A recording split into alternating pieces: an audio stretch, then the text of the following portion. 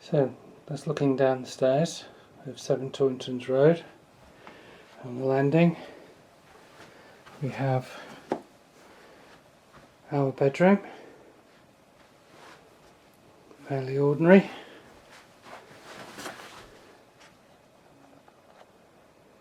Mandy's dresser, and then leading out into the hallway, just another quick view, and then we've got Scarlett's room. So at the moment this is doubling up as both a spare room, hence the bed is still here with all of the baby stuff on it, but we have the cot here, which we've found gives us enough room at the moment, and this is one reason why, if we were to have Scarlett for any length of time, we would probably end up moving house, so that we've got a spare room for guests as well as Scarlett's own room. Just down the corridor from Scarlett's room is Mandy's office, which I occasionally use as well when I'm working from home and Mandy isn't. Just tend to get to be a bit of a storeroom, but in the corner there is a small chair which also doubles up as a single bed. So looking up to the office and the stairs, we go into the dining room. Dog bed in the corner there, a couple of windows, nice and bright in here. Table does fold out to house even more people, and dresser with my birthday cards on, and a cupboard and door under the stairs for the hoover and so on. It's this way to the front room and the conservatory. We've got a dog gate which we keep there permanently, so we can keep the dogs out when we don't want them in there. Looking from the front room is the conservatory, and looking out into the garden. Quite a nice room to sit out in the sunshine. Conservatory. We've got a front room, a couple of dog beds down when we let the dogs in, and actually picture frame there. Open fire, which we do enjoy. Keep the grate over the front. A poster from Canada. Various pets from the past. And if I swing round, you'll see the rest of the room. Electric piano in the corner there. All of the other instruments, flutes, are down there, but my guitars and other stuff are all up in the attic. Dining room. Go into kitchen. Bread maker. Don't tend to buy bread, make our own. And all of the usual paraphernalia, cookbooks, so on. Obligatory sink and obligatory fridge magnets, and quite a places of fridge magnets are made up of Scarlett. Through here, another dog gate.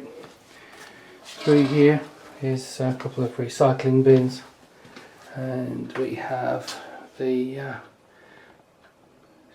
bath and sink.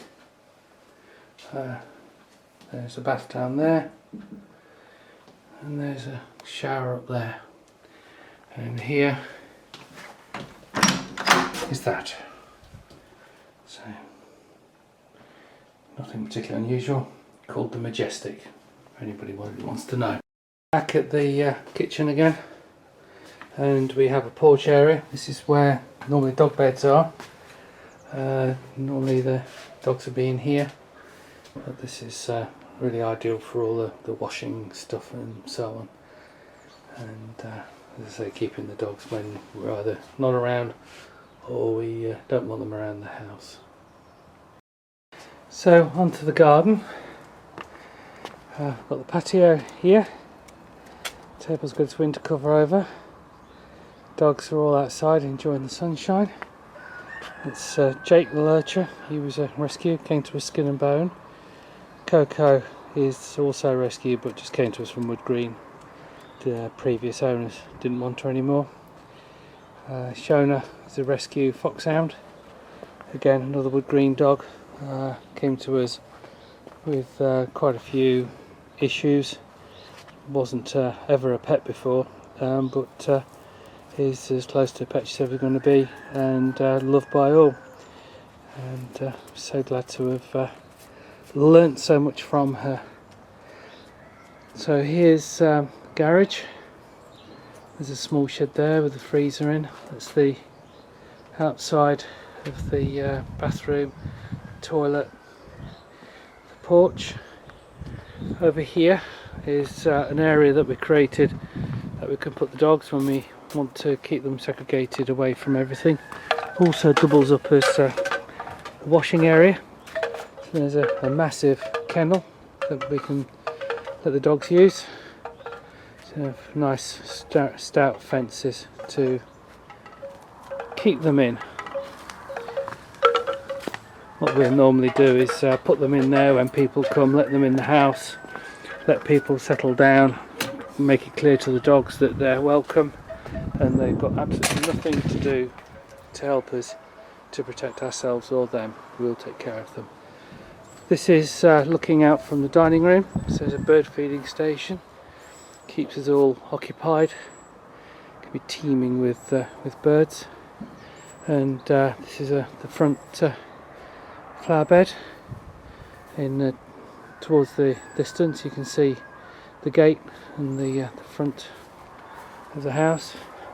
So this is looking out from the porch. Continue in the front garden. So it's pretty obvious what they are.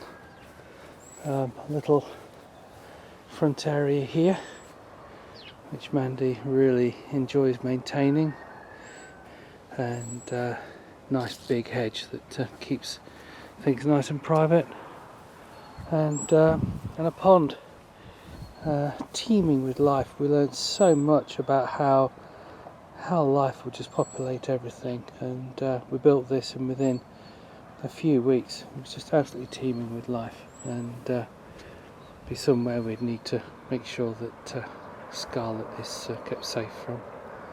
At the front gate, so this would be where we took the dogs for a walk. So that's heading down to the main road, which then leads down to the village, which is actually down there. That's up well and out well. And when we take the dogs for a walk, we turn right, not to go down this direction. That's our gate. So this is the front of the house, and that is looking down to the field. There's a farm down there in the distance, and we generally take the dogs for a walk down the river down there. And again, when Scarlet's old enough, she'll come down. So nice and quiet, not too much traffic. This is a view from the front drive. We do keep the gate shut, protects our stuff, and just deters anybody who we don't want around, stops them from coming down the drive. Nice gravel drive as well that we keep topped up. Again, there's an intruder protection. So down here is a pile of wood waiting for me to process. That blue tarpaulin is hiding a trailer, keeping it protected. Here's the cars and bikes, I should say one of the bikes. This car will go if we have Scarlet living with us, and we'll get a bigger car. It's about due for replacement. Here's the porch coming from the other direction, and nice big barriers to stop the dogs from getting out. Turning around here, this would be a Scarlet free zone for obvious reasons, although that little bike up there I did buy, I say, for Scarlet. It'll look nice when it's done. So there's Mandy's tunnel and her kitchen garden. and Mandy's doing what Mandy's enjoyed doing, keeping fit and shoveling muck and just generally keeping everything great. Hello Mandy. Beds have been rested for this year because they got a bit weeded with other distractions, with Mandy's dad's illness and so on. I've just taken a break from chainsawing up that pile of wood there to clear this bed, which Mandy's pronounced as being Scarlett's bed. She can learn about crops and plants and so on. And over here is the only shed that's remaining from when we bought the house, and that's Mandy's garden shed. So looking down the garden, that's it Mandy. We've got two sets of ducks. We've got the boys here and another boy there making himself heard, one of the hens, and we've got the chickens at the back. We've got the girls plus Sir Cloudsley Shovel there, who keeps the girls company, and up there we've got Dom Zulu, our remaining rather splendid goat, and a series of sheds. That one used to contain the trailer but seems to be full of other motorbike stuff. That one is the chicken house, and this one is the stable and hay store, and that one is the feed store. So the goat goes either side to keep the grass maintained. And the ducks are shut in these cages at night to make sure they're protected. Two of the chickens, Fred the roost, the cockerel, and Prue over there, sleep with the goat, whereas the rest of the chickens, the bus, go into the chicken shed. And that is that.